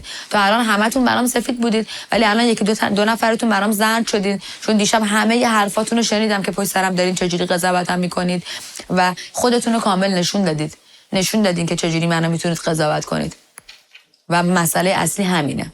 یعنی من اینجوری فکر میکنم، میگم اصلا ممکنه میدونستی که رای گیری وجود نداره، به خاطر این اومدی گفتی من رفتم خزانه که بعد بیای به ماها بگی که من صادق بودم و اومدم به شما گفتم رفتم خزانه. خب این یه بحث. خب من نمیدونم، دارم ازت میپرسم، من که نمیدونم چه اتفاق. نه من نمیدونم اونجا که تو رفتی چه اتفاقی افتاده. من چرا باید بدونم که رای گیری وجود نداره؟ میگم من نمیدونم. خب وقتی تو صحبت نمیکنی میری میخوابی یا اینکه میخوایم باهات صحبت کنی فقط هی میگی که شما منو قضاوت کردین، شما منو قضاوت کردین، ما حدس که نمیتونیم بزنیم. تو باید بیای به ما توضیح بدی، بگی آقا قضیه واضح، نه با پوزخند، نه با ناراحتی، نه با داد و بیداد، بگی آقا این بوده. من هم مثل شما مجبور شدم توی موقعیت قرار گرفتم و اینی هم که میگی که من کسی رو حذف نکردم و فلان و اینا، بازم ازت عذرخواهی میکنم ولی من احساس میکنم که دیگه نمیتونستی این کارو بکنی. خب یعنی تو اگر می‌خواستی کسی رو حذف کنی برگردی اینجا، فکر میکنی کسی اینجا رات میداد، یعنی جات بود اینجا و یا بیرون از اینجا یعنی چهره‌ای برات میمونده. یعنی داستان جدیده که حالا من تو خزانه رفتم، این دیگه واقعا ببین این دیگه تو نظرتو میگی ولی خب حالا اون اینم دیگه اینقدر ما برای فرقمون با اون چی میشه؟ یه لحظه چیز بگم. اگه شما نمیگی فرق من با خزانه دیگه روش نمیشه این کارو کنه. یه لحظه اجازه بده چیز بگم. نه ببین آدما بدبین میشن. خب سر میز صبحانه به من میگن راه دیگه یه البته نداشتی دیگه، اگه نمیدادی بیرون که ما میفهمیدیم. نه از دلم نمیفهمیدید. من میتونستم دیروز انتخاب کنم که $7,000 بگیرم و یک نفر رو بدم بیرون. هیچ کدومتونم از خزانه اطلاع نداشتین، فردی هم با من نبوده، من تنها تو خزانه بودم و هیچ کدومتون نمیفهمیدین که از کجا خوردین و یک نفرتون میرفت بیرون. اما من عادلانه بازی کردم و انتخاب کردم که 2 نفر بیان تو این بازی و شرایط برای خودم سخت‌تر کردم به همتون. 2 نفری اضافه شدن که ما نمیشناسیمشون و هر لحظه ممکنن که به ما رأی بدن و تیم تشکیل بدن و هر اتفاق دیگه‌ای. اتفاقا خوب شد. این 2 نفر خوب آدمایی اومدن تو این بازی. حالا بشینید نگاه کنید که این 2 نفر چجوری یکی میندازنتون بیرون. بعد اون وقت میاد میشینید میگید دم سحر گرم که عادلانه بازی کرد. کل این بازی من از اول بازی صادق بودم. انتخاب من این بوده که هر 2 باری که برم خزانه به شما بگم. تو سری اولی که رفته بودی خزانه من این فکر رو راجبت نمی‌کردم، ولی وقتی این حس رو به من میدی من بهت بدبین میشم، معلومه که من اون وقت اینجوری فکر میکنم. میدونی چی میگم؟ الان دارم اینو بهت میگم وقتی تو پا میشی میری تو اتاق، وقتی صحبت نمیکنی، وقتی میبینی من خودم 3 بار اومدم دیروز دومت گفتم بیا توضیح بده، بیا لذت ببر. حالا شما توضیح دادم ولی تو من دارم جمعو میگم، دارم نظرات کلی رو میگم. کسایی که دوست داشتن اتفاقا بدونم مثل تو یه سری افرادی که اومدن دوست داشتن بدونم و بدونی که قضاوت کنن اومدن پیش من دلداری دارن ازم پرسیدن، منم بهشون توضیح دادم. ولی اونایی که گارد گرفتن فاز طلبکاری گرفتن. در مورد اینکه داری میگی دیشب سر میز شام من یه چیزی رو گفتم و رفتم، اصلا هیچ کدومتون حواستون نیست. میگم این قسمت‌ها رو حتما میبینید، نگاه میکنید و قطعا پشیمون میشید از این رفتارتون. مثل اینکه فکر کنم یادتون رفته وقتی من اومدم، یعنی من اصلا حتی بازم نمیخواستم تا لحظه آخر بگم. تو داری میگی نمیدونستی، داری میگی فکر می‌کردی رأی گیری نیست، ولی ما همه فکر می‌کردیم رأی گیری نیست، نگفتی. سروش بلند شد رفت که بره رأی بده. من هی 2 به شک بودم که بگم نگم، دوباره الان میگن نگفتی، دوباره بگم میگن گفتی، چرا گفتی؟ برگشتم به سروش نگاه کردم و به سروش گفتم سروش بیا من اصلا بذار یه چیزی رو بگم. به این فکر کردم که ممکنه امشب اگر رأی گیری باشه و کسی به ناحق از بین ما یکی به یکی رأی بده و بره بیرون، دیگه حالا ثابت کردن این که من تو خزانه بودم و چه کار میکردم دیگه کار هیچی دیگه اصلا نمیتونم اینجوری بهتون ثابت کنم. یعنی باز به سروش گفتی دیشب؟ سروش داشت میرم اینجا سر میز شام که بره رأی بده. من هنوز نمیدونستم که آیا باز باید کار درستیه که به شما باید بگم یا بذارم بعدش به شما بگم. ولی به این دلیل به این فکر کردم که بذار بگم که اگر هم کسی اونجا توی خزانه توی رأی گیری به کسی رأی داد من بتونم حرفی واسه گفتن داشته باشم که من به شما گفتم. سروشو گفتم سروش برگرد بیا بهتون بگم. اومدم گفتم بچه‌ها من خزانه بودم، فکر کنم همتون حواستون نبود. کات دادن و اومدم گفتن سحر بلند شو بیا بشین اینجا. من میخواستم ادامه‌شم به شما توضیح بدم که توی خزانه بودم و این اتفاق افتاده، منو از توی جمع شما بردن و من رفتم خزانه. نمیگم چه انتخابی کردم، حالا امیدوارم که ببینید که چی میشه دیگه. یادتونه یا اگر اینم دارم اشتباه میکنم یا دارم دروغ میگم بگید اشتباه دارم. پس چرا پوزخند زدی؟ شاید تو هم توی بازی پوزخند نزدم. پوزخند زدی؟ من دیشبم گفتم شاید خودت هم توی بازی. خندم از این بود که من تو خزانه بودم و به خاطر انتخاب اشتباه شما دوباره من رفتم تو خزانه و اصلا دلم نمیخواست. الان داری میگی پوزخند نزدم و الان میگه خندم از این بود. من اصلا نخندیدم بچه‌ها. گفتم بچه‌ها من بازم اینجوری که مثلا بازم خزانه بودم.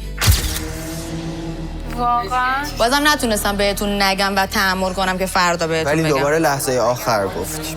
این شکلی بودم. حالا اگر نظر شما پوزخنده یعنی که ناراحت بودم. نه شاید ما به تو انقدر بی‌اعتماد دارم همینو میگم شاید عکسی که من نشون میدم شما برای شما شاید خودت هم توی بازی و ما انقدر به بی‌اعتماد شدیم که نمیتونیم حرفاتو باور کنیم. من دقیقاً همینو دارم بهت میگم با ما صحبت کن، بذار ما اعتمادمون دوباره بهت برگرده. من هیچ وقت نه اصلا نمیخوام حالا موجی که داری میگی سوارش بشی. من بهت دارم همینو میگم ماها بهت بی‌اعتماد شدیم و ممکنه خودت هم داری بازی میخوری یا توی بازی هستی یا اصلا واقعا چاره‌ای نداشتی به جز همه اینا. پس از خودت دفاع کن، توضیح بده، درست بده، آروم باش. شما از دفاع من دوباره یه چیز دیگه یه کاری در کارمون همینه عزیزم. من تو این چند روزه واقعا سعی کردم که اعتمادتون رو جلب کنم، رو باشم و همه جوره پشتتون بودم، تو تیمتون بودم، هنوزم هستم. ولی هر کاری که کردم، هر قدمی که برداشتم برخلاف میل شما بود و نخواستید اینو ببینید و همش منو مؤاخذه کردید. اما واقعیت اینه که انقدر منو عصبانی کردید که از الان بازیمو شروع میکنم باهاتون. هیچ کدومتون هوش این بازی کردن رو نداشتید. من از این بعد باهاتون بازی میکنم. بازی خوب باهاتون میکنم، نه بازی بد.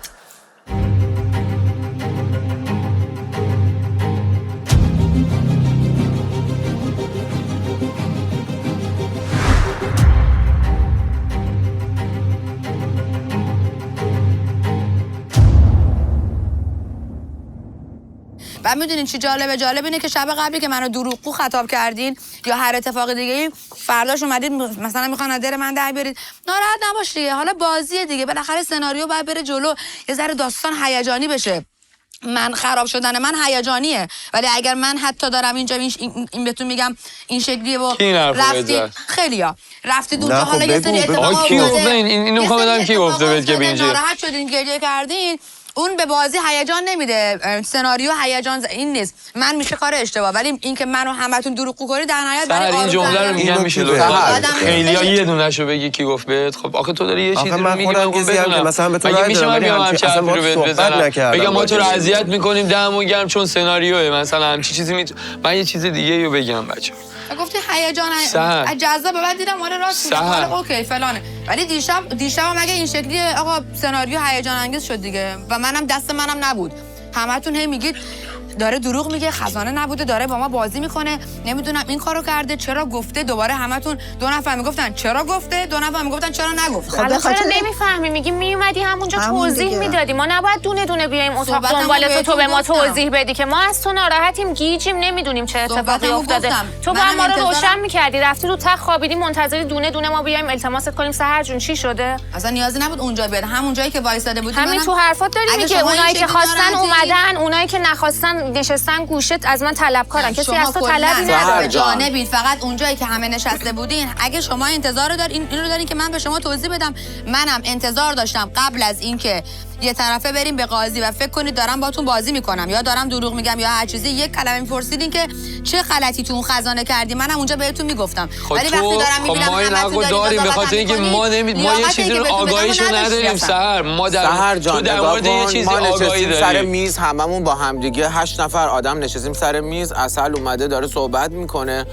گفت بیایم پیش اسب ترور وایسین، درسته؟ همتون الان فکر اوکی، کردید نه همتون نه، گوش بده عزیزم، تو همش حرف خودت میزنی، اجازه نمیدی حرفای دیگران هم اصلا قبول نمیکنی. حالا تو شما جای من نشستم روی این میزه دارم نگات میکنم، این سروش بنده خود بلند شد که اولین نفر گفت برم رای بدم، گفتم خب برو، سرده. استرس، هممون استرس داشتیم. مشکل اینه که تو این ویلا هر کاری من میکنم، چون ساده ترین آدمم و دارم صادقانه بازی میکنم، همتون گرفتین رو من که ما رو استرس دادی، ما رو اینجوری کردی. استرستون از چی بوده؟ استرستون از بازی بیرون رفتن بوده دیگه، نگید نبوده دیگه. ناراحت اون استرسه اید، ناراحتید که استرس کشیدید و من به شما استرس دادم. من قصد استرس به شما رو نداشتم که بخوام بدم. منم به شما استرس داشتم. تو بیشتر استرس داشتی. اوکی؟ رفت رای بده، دوباره برگشت، بعد دوباره خواست بره، دوباره برگشت، تو بهش گفتی بشین. قبل از این تو یه حرف دیگه زدی. اون حرف یادت میاد که چی زدی؟ چی گفتم؟ قبل از این که بگی من رای دارم فلان رفتم خزانه. اگه تو یادته بگو، نه یادم نیست. انقدری که دیگه واقعا بازی روانی بام شده دیگه اصلا مغزم کار نمیکنه واقعا. چی گفتم نمیدونم. یه چیزی گفتی که اینو به اون وصل کرد. گفتم بچه‌ها، فکر کنم اینو گفتم بچه‌ها بازی دیشب باعث شد که باز هم من به خزانه برم. اینجوری بود، یعنی از تمسخر و اعصاب خوردی که مثلا باز من رفتم خزانه. من گفتی شما کاری که شما با هم کردین که مثلا توپای منو برداشتین، منو دروغ اعلام کردین. نه دارم چیزو میگم که اتفاقی که افتاده یادمه، اونو دارم میگم. گفتی باعث شده که باز من برم خزانه. تا اومدم بعدش نشستی گفتی بچه‌ها من رفتم خزانه دیروز تو میگی بچه‌ها نگران نباشید، اتفاق به عذر میخوام، اتفاق بدی نیفتاده، منو بردن. هیچ اتفاق بدی نیفتاده. بعد میام اونجا بهتون توضیح منو از اینجا بردن. سر کار اشتباهی نکرده، فقط یه کاری رو زودتر انجام نداده. حواستون بود دیگه، یعنی چی؟ یعنی تو نباید دیگه حرف بزنی. خب من میدونی جای تو بودم چی کار می‌کردم. من میدونی جای تو بودم چی کار می‌کردم. من استرس از شما می‌خواستم. من میدونی جای تو بودم چی کار میکردم. میخوام بگم کار درست یا حداقل بهترش اینه که من میدونم افرادی که اونجا نشستن در مورد یک مسئله آگاهی خواستم این جمله رو بگم که سحر جان دیگه بسه بچه، دیگه کافیه. ما در طبق چیزی که تو خزانه گفتیم امروز ورودی داریم، به اون فکر کنیم. دیدم یکی داره اپلا میاد بالا.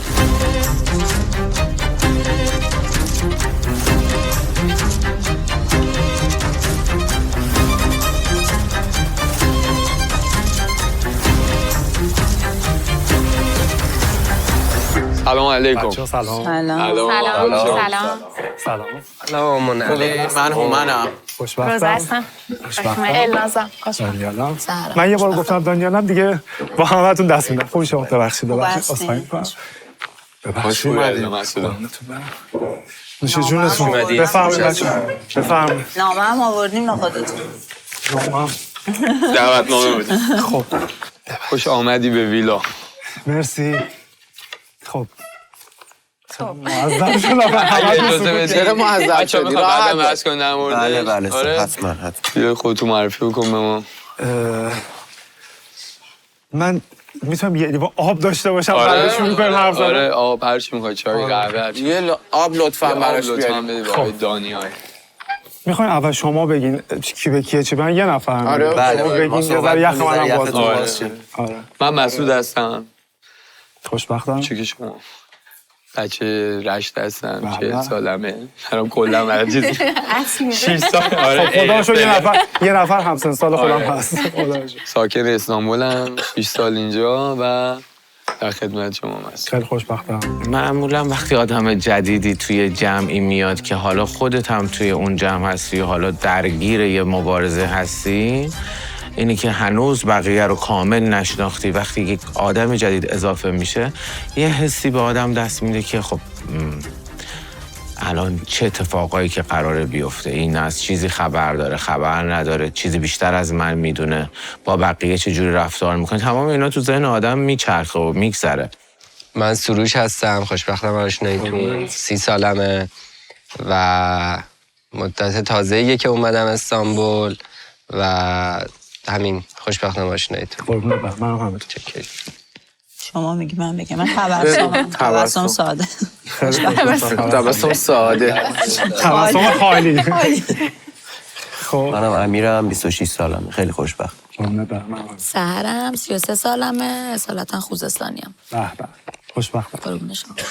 من هومنم 42 سالمه، آبادانیم. به به. سنامونو باید بگیم. خیلی خوبه. چون من خیلی استرس داشتم. من نکنه بزرگترین آدمی باشم که دارم وارد. چند سالتونه؟ من 40 سالمه. خب 64 نه؟ شما؟ آره. شما بگم شمالی؟ بله. آره. منم روزام 29 سالم، من 8 سال استانبول زندگی میکنم. خوشبخت. حتی فکر میکنم یه منم شهری النازم 30 سالمه، 5 سال استانبولم. خیلی خوشبختم. اولا که همتون خیلی خوش تیپین. شما خیلی خوشتون. مرسی لطفی. منم دانیالم 40 سالمه و اصالتا با افتخار گرگانیم و تقریبا گفت 8 سالم هستش که استانبول. کارم هم دایرکتور فوتوگرافر هستم. به عالی شد. خیلی خوشحالم که اینجا شما خیلی خوشحالم که پیشتونم و ایشالله که من نمیدونم چه خبر بوده تا الان، ولی از اینجا بعد دیگه خوش بگذره با هم. هنوز نمیدونم. وسط جنگ تشریف آوردید. واقعا امیدوارم که ترکشش به من نخوره الان این وسط فقط. نه اینجا همه چیز بر اساس نه در هم نیست. اینجا همه چیز بر اساس صلحه. چیز اتفاق خاصی نیفتاد. بسیار عالی. ازدواج کردی؟ نه متاسفانه. خوشبختانه یا متاسفانه رو نمیدونم ولی نه. شما همتون با هم اومدین یه نفر یه دفعه من واقعا دوست نداشتم جای شما باشم. خیلی سخته تنهایی رو توی جمعی که نمیشناسی. ما حداقل تو چند روز شما اومدین؟ ما 9 روز 10 روز اینجا. 10 روز اومدین اینجا همدیگه رو میشناسین همتون. اخلاقای همدیگه رو میدونین. اینجا زود آشنا میشین. یه ساعت آینده شما منظر ما میشناسید. عجب جای خفنیه. اگه میدونستم که قراره اینجا دعوت بشم زودتر میومدم. نمیذاشتم 10 روز بگذره. این دعوت البته توشو خوندم ولی حالا یه دور دیگه هم میخونم شما بدونید توش چیه. بچه اینا قرار نیست بخونی شما. خب به من یه ذره میگین که اصلا چه اتفاقایی داره میفته؟ خودمونم نمیدونم. یعنی 10 روز اینجا شما چی میدونید چی به چیه؟ اگه بازی جدید با ما میشه که ما خودمون هر روز تو شوکیم هنوز. چی بوهای داره میاد؟ فکر کنم اینجا بو پول میاد. البته بیشتر بوی خون و پول میاد با هم دیگه. چیزی که من والا از این بچه‌ها دیدم، اولین چیزی اینه که نمیتونم روز اول بگم که اعتماد دارم به کسی، ولی احساس میکنم چند نفرشون بودار اعتمادشون به هم دیگه. حالا باید صحبت کنیم ببینیم چه خبره، ولی من خودم میتونم بگم به هیچ کی اعتماد ندارم مگر اینکه خلافش ثابت بشه. و به تعداد آدمایی که اعتماد دارم از این یه دست بیشتره. از 2 تا دسته. خوش میگذرونیم دیگه. شما بازی چجوری مثلا؟ بازی هم متفاوته. دارت میزنی، پانتومیم بازی میکنی. اینجا اومدیم بهت خوش میگذره. قسمتی قشنگشو بشنویم. آره اینا رو بهش بگیم بذارین امیدوار بشه. خوش میگذره دور همین اینجوری. شما خیلی شبیه که از دوستای منی. خیلی زیاد. اسمشون که تبسم نیست ولی خب همین استانبول هم هستن ولی خیلی شبیه شماست. حالا عینکمو در بیارم شاید دیگه شبیه نه اینجوری با عینک خودشه. خب بعد اینکه الان از جمع شما کسی هم هست شده؟ بله 3 نفر. 3 نفر هست شده؟ و اینکه شما اومدی دقیقاً از اتفاقات خزانه بوده که شما اومدی. چون انتخابی که کردن واقعا نمیدونستم که انتخابی که بچه‌ها 3 نفر که هست شدن میتونم بدونم کی تو شب‌های مختلف بوده این حذفی‌ها و خیلی بابت همون خزانه بوده. حالا جلوتر بیشتر باش آشنا میشی. ولی اینکه شما الان دیروز یکی از بچه‌ها رفته خزانه و به جای اینکه رأی بده یک نفر دیگه‌مون حذف بشه رأی بر این دادن که اضافه بشه. میشه ببینم کی بوده؟ اون خانم سر میز. دستتون در نکنه. من محبت شما رو جبران می‌کنم. اینقدر میگی همه داریم بر علیه من چیز میگیری یه نفر من تو شما.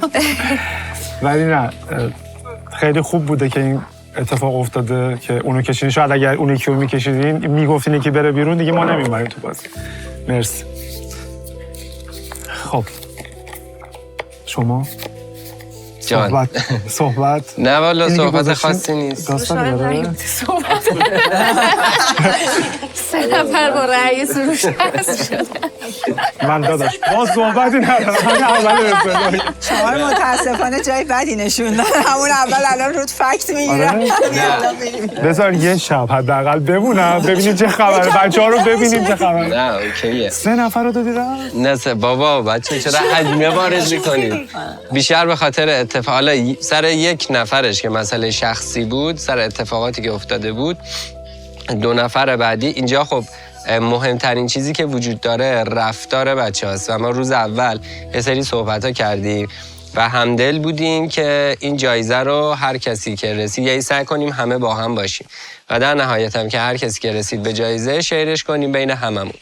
یعنی سعی کردیم با یه اتحاد پیش بریم و هممون رفیق بمونیم، دوست بمونیم و به خاطر همین حذفشون کردم. نه به خاطر از نظر خودم کسایی که مخل این داستان بودن رو حذف کردم و رفتاراشون اون فکتایی که حالا از نظر من درست بود نسبت به این ماجرا رونا میشست مجبور شدم که حذفش کنم. شما تنها رأی دادین؟ نه بچه‌هام رأی دادن هر کدوم. به نسبت همون خزانه ببین یه سری افراد میتونن رأی تک بدن کنار اسب تروی. آره. یه خزانه‌ای هم وجود داره که شما تو اون خزانه که میرید نمیدونید چه اتفاقی میفته. یه سری آفرا برای شما میذارن یا آفری که تک باشه که شما فقط باید یکی رو حذف کنید که مجبوری این کارو بکنی. حالا اون موقع به نسبت اون شناختی که نسبت به آدم‌ها داری و فکتی که به اون آدم‌ها داری بر اساس لول بندی خودت اون کسی که حالا فکر می‌کنی از همه بهش بی‌اعتمادتری رو حذف می‌کنی چون باید این کارو بکنی.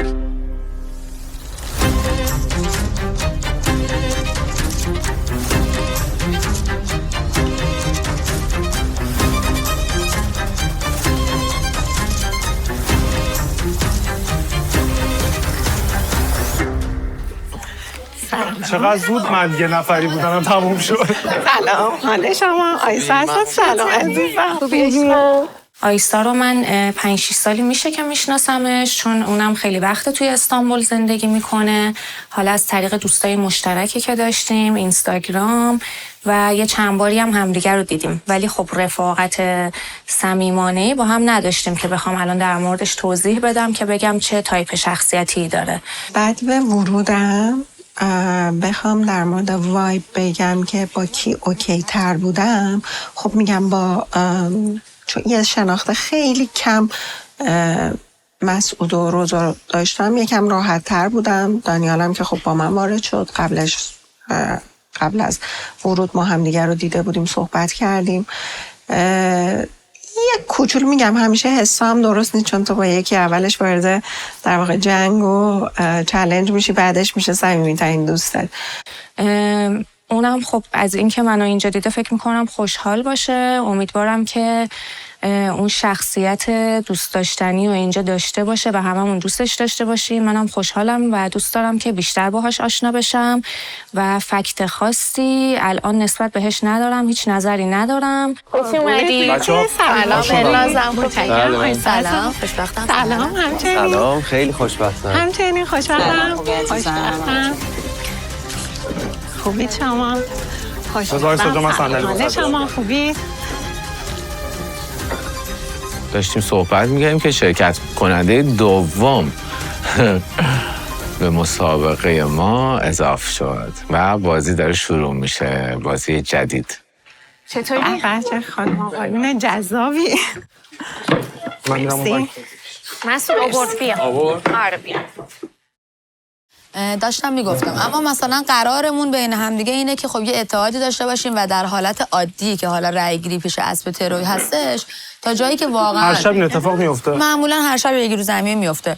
قراری که ما با هم داشتیم اینه که تا جایی که میتونیم و واقعا به هم اعتماد داریم و دلیلی برای خروج به کسی نداریم تک رای اونجا به کسی رای ندیم، همه با هم اتحادیم مگر توی خزانه مجبور بشیم که رای بدیم. حالا اگر شما هم دوست دارین که به ما بپیوندید متحد باشید که خوش اومدید. بچه‌ها بذارین آیسا هم خودش رو معرفی کنه اونم متوجه بشه. آیسا خودتون معرفی کن.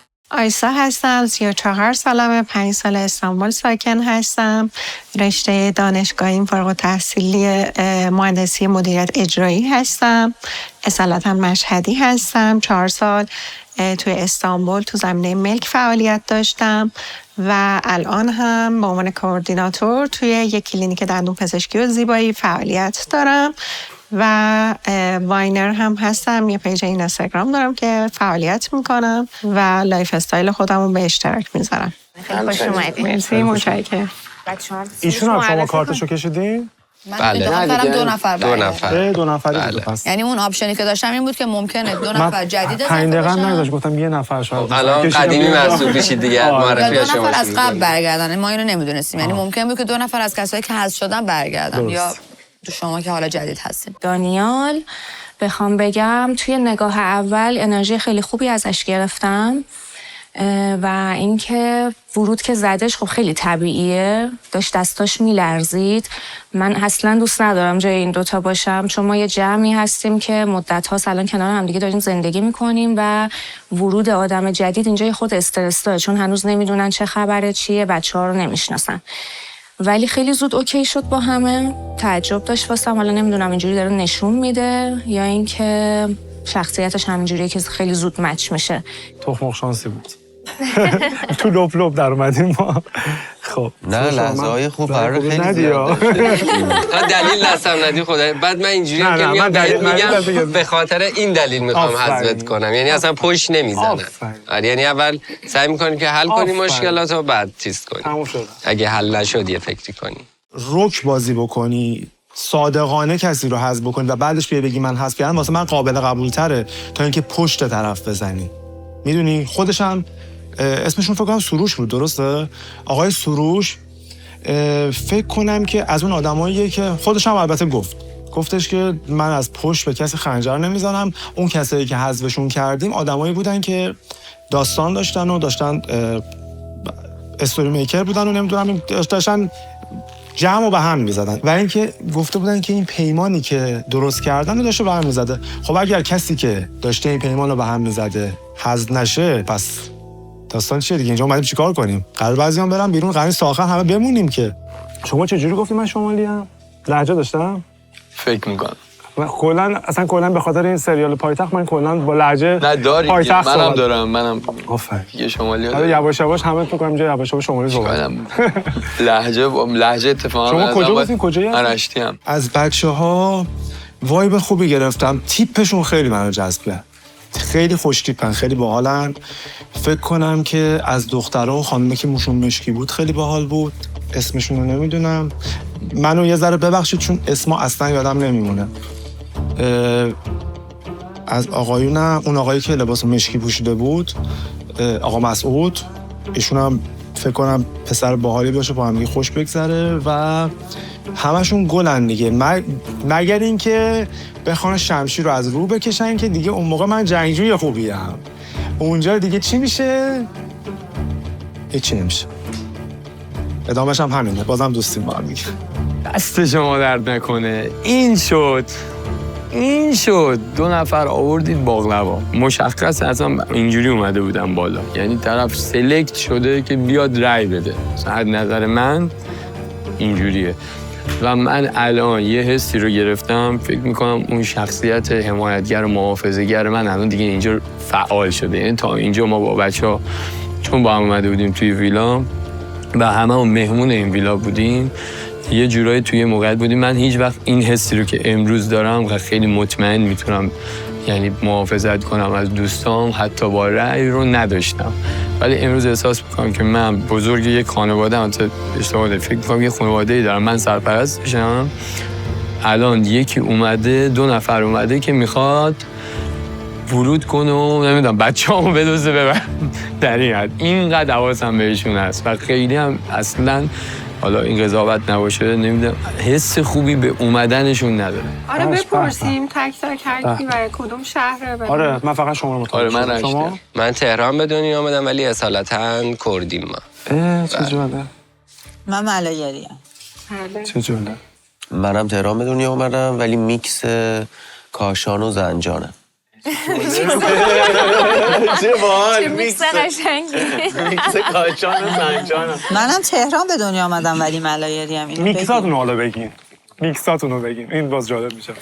من اهوازیم. چهرهشون رو موشو دیدم، این میکسی که گفتن رفتم سراغ چیز ولی اون میکس ایشون رو من اصلا یه میکسی داری که تا الان نشده بود. گیم آف ترون ملکه هم جان اسنو. هستم. جان اسنو. شما هم کجایی هستی؟ آبادانی. من آبادانی. چقدر شما جنوبی بودین؟ شما جنوبی بودین؟ من نه، من تهران به دنیا آمدم، خانواده مادرم تهران، پدرم مهاجر آسترخان روسیه بودن. چه جالب. بله. چه شیک. چه شیک. چه خارجی. من خانوادم همه لور خورم آبادن، خودم هم اونجا به دنیا آمدم ولی همه از همه جای ایران تهران شمال و زندگی جنوب و غرب و شرق و منم که سوغات امام رضا هستم. مشهدی هستم. چقدرم عالی. توی این چند دقیقه که وارد شدم از کسی وایب بدی نگرفتم و فکر میکنم که بچه‌هام با من حال کرده باشن. وایب بد نه، ولی چیزی که از ما وارد شدیم احساس میکنم که درباره چیز خاصی داشتن صحبت میکردن، چون همشون یک گاردی داشتن، انگار تو جنگ بودن. ما وارد شدیم این داستان و انگار خودشون سانسور کردن. حالا دلم میخواد ببینم در ادامه چه اتفاقایی میفته. حسای ما درسته، وایبایی که نمیگم که کسی نگرفتم ها، گرفتن، ولی یه 2 ساعت لاغا به ما این زمانو بدین، بریم یه آبی بخوریم، این برنامه ببینیم اینجا چه خبره، بعد برمیگردم براتون میگم. شما توی تایمی اومدین که یه بحثی سر میز بوده واسه همین بچه‌ها ما بریم. ما بریم وسیله‌هامون رو جابجا تا کنیم. یه ذره خودتون پذیرایی کنید ما یه ذره اینور داستانمون رو حل کنیم. اگه میخوایم واقعا ما میتونیم نیاز به ساکمون کمک داریم. دنده اومدی پس دهنده میدی. ببین این کلمه رو استفاده نکن به نظر. با چی میگم به چی اومدی؟ با انگیزه اومدم. نه اینجا اتوماته. با شمشیر اومدی وسط. بچه‌ها یکی رو بهشون معرفی نکردیم. هاشم آشم. شما هم شرکت کننده از شرکت کننده اصلی یعنی. ولی رأی خروج نمیدیم بهشون. نه دیگه اون یه نفر فکر کنم فینالیست شد. در مورد آیسا، خب ما اینجا همه کوچیکترین حرکت ها رو ضبط میکنیم نسبت به آدم ها. سر میز که داشتیم صحبت میکردیم، نمیدونم من بودم گفتم یا یکی از بچه های دیگه گفتم الان که شما ورود زدین توی جمع ما، جمع چون داشتیم با هم دیگه بحث میکردیم یه خورده سنگین و همه توی فاز دیگه ای بودیم، یعنی اون انرژی مثبت و خنده و اینا تو جمعمون نبود. ورود زدیم و یه بحثی بینمون اومده، ببخشین که جمع یه خورده سنگینه، که آیسا یک لحظه برگشت گفتش که دنده بدم کی دنده میخواد و اینا. اینو من دوست نداشتم و بچه‌هام همه فکر میکنم هیچ کدوم دوست نداشته باشن، چون اگه به دنده دادم باشه اینجا که خیلی زود خودش رو این بازی بیرون میکنه، چون همه اینجا با همدیگه قرار شده که فامیلی باشیم، با همدیگه بریم جلو و تا اونجایی که ما با هم قرار گذاشتیم قرارمون این بوده که روی فکت بخوایم به همه رأی بدیم و همین کلمه باعث میشه که یه فکت به وجود بیاد توی من، توی بچه‌های دیگه که واسهش خوب نباشه، که همونجا من برگشتم گفتم یه سری حرفا رو اینجا نباید بزنی، قشنگ نیستش. حالا نمیدونم متوجه شده باشه یا نشده باشه، تا ببینیم که دنده میده یا نمیده دیگه. من همیشه خیلی سریع اعتماد میکردم. یکی از بزرگترین شاید ضعف‌های زندگی من این بوده که خیلی سریع به آدم‌ها نزدیک میشدم، احساس نزدیکی میکردم و بهشون اعتماد میکردم، چون تو دیدگاه هم این بود که خب این آدمه الان به چهرش معمولا از روی ظاهر تصمیم میگرفتم و حسی که توی برخورد اول داشتم، ولی بعد رفته متوجه شدم که حس آدم‌ها همیشه قرار نیست درست از آب در بیاد و اینکه اینم میدونم که آدمی آنچه را که در وجود خودش هست در دیگران زودتر می‌یابد. یعنی اینکه من اگر توی وجود خودم آدم مهربونی هستم، قلب مهربونی دارم، اینو توی وجود بقیه هم می‌بینم ناخودآگاه، فکر می‌کنم بقیه هم مثل من هستن در حالی که نیستن. من با احترام به شخصیت بیرون خودشون وقتی اومدن اینجا اصلا وایب خوبی نگرفتم ازشون. بر اساس تجربه‌ای که دارم حتی احساس میکنم که دانیال کمی از آیسا با سیاست تره، بلده چطوری حرف بزنه، ولی آیسا اصلا سیاست نه که نداره، قصدش رو میدونم، چون آیسا اومده نیومده هنوز ننشسته، میگه اگه دنده ای چیزی میخوادم بهتون دنده بدم. منم گفتم نه خانم اینجا اتوماته که دنده اینا نیستش. من یه استاپ به خودم بدم و بگم آیسا صبر کن، وایستا، زود به آدم ها اعتماد نکن. و الان اگه بخوام به یکی اعتماد کنم میذارم بشناسم آدم ها رو، با شناخت کم کم بهشون اعتماد کنم. فکر میکنم اون اعتماده، اون دوستیه، هر لیبلی که میخواد روی اون ارتباط بخوره قوی‌تر و محکم‌تر خواهد بود. دانیال میتونه مثلا یه ذره وایب بهتری به من بده. و مثلا چیز دیگه‌ای که برام جالب بود اینه که خب دانیال مثلا بچه‌ها گفتن حضور شما به خاطر انتخاب سحر بوده، تشکر کرد، گفت مثلا ایول که باعث شدیم ما بیایم توی این بازی و حداقلش اینه که از بقیه بچه‌ها یعنی احساس رضایت رو داشت و تشکرش کرد. بقیه که اصلا ماشاءالله طلبکار بودن، اینجوری بودن که کار خاصی هم نکردی دیگه. نظرت چیه در مورد بچه‌های جایی؟ نمیشناسمشون که. آقای یه مقدار حس بهتری داشت، معقول‌تر به نظر نسبت به توی پسرها هم با سروش خورده از اون ماراست. آره دقیقا. راه درست و مطمئن اینه که تو اولین رأی‌گیری رأی هر دو دختره بدیم. اون جلوه پررویی رو به من نشون بده رو اصلا نمیپذیرم. واقعا باید بعد اینجا یه دونه دوره تراپی برداریم. این اگر با کسی هم مشکل داره بذاره که نوبت خزانه شد این کار رو انجام بده. الان دیگه بازی ریست شد. بحث من؟ آره راجع به توی.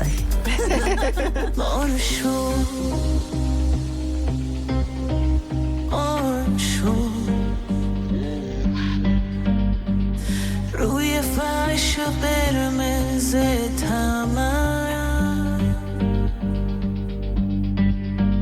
مار شو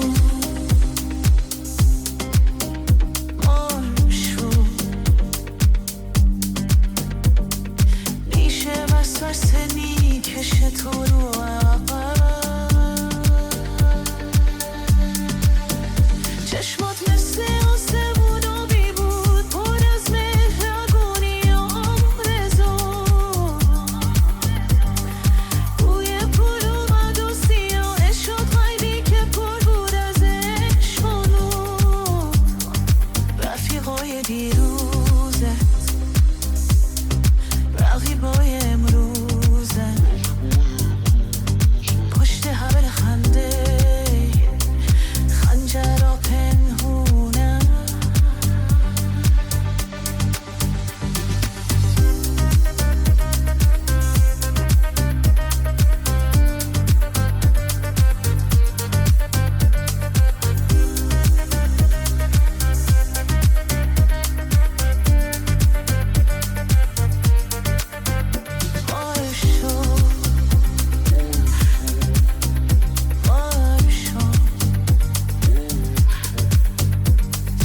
روی فرش قرمز تمام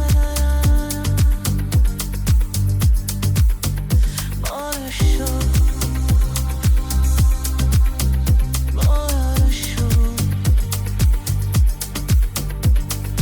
میشه وسوسه میکشه تو رو